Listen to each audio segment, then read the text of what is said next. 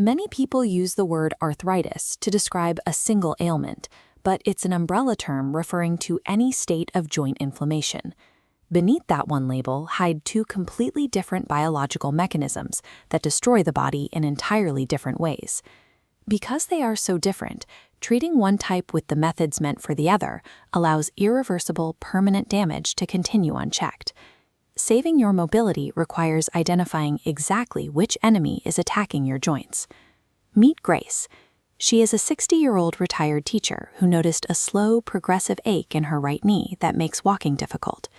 Then there is Kwame. He is only 35, but his IT career has been sidelined by sudden, debilitating swelling in his hands and wrists. Their profiles are opposites: a younger man with sudden small joint swelling and an older woman with a gradual deep ache in a large joint. While both have been told they have arthritis, Grace and Kwame are actually suffering from two entirely separate diseases. Grace is dealing with osteoarthritis. In her knee, the protective cartilage is failing to repair itself, slowly thinning out, eventually allowing bones to rub together. This localized mechanical issue is often called wear and tear, driven by age, weight, and repetitive stress. Kwame's condition is different. His case proves arthritis can strike in the prime of life, long before joints face decades of wear. Kwame has rheumatoid arthritis, an autoimmune disease. His own defense system has become confused and is now actively attacking the healthy lining of his joints. This is the core difference. Grace's pain is the result of structural mechanical degradation, while Kwame is the victim of a systemic immune system war. Pain location differs. Grace's OA attacks large, asymmetric, weight-bearing joints. Kwame's RA targets small joints symmetrically. The morning stiffness test is another clue. Grace's stiffness resolves in minutes after moving, but Kwame's autoimmune locked joints remain stiff for over 30 minutes every morning. The impact also differs in scale. Grace's symptoms stay in her knee, but Kwame feels exhausted and generally ill because the inflammation is circulating through his entire body. These specific patterns, the location of the ache and the length of the morning struggle, indicate whether the threat is a local mechanical issue or a systemic one. To diagnose Grace, doctors use clinical protocol. Since she is over 45 with classic activity-related pain and brief stiffness, diagnosis is made purely by listening.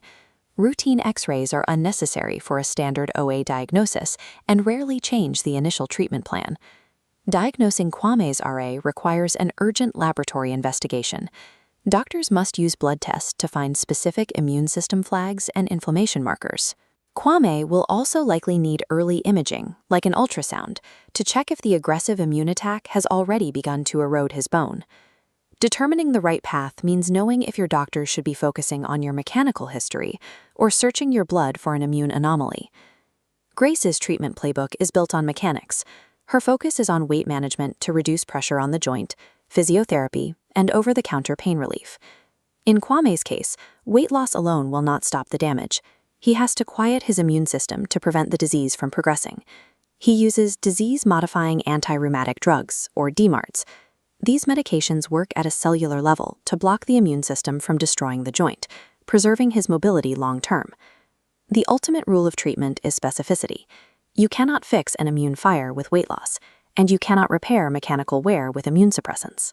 There is a common myth that nothing can be done once arthritis sets in. In reality, targeted treatments allow both Grace and Kwame to halt the disease and reclaim their active lives.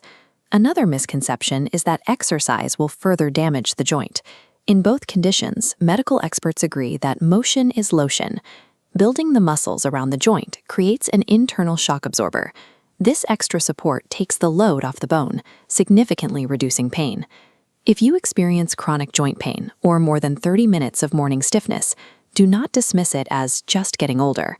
Document your symptoms, demand a specific diagnosis, and take back your mobility.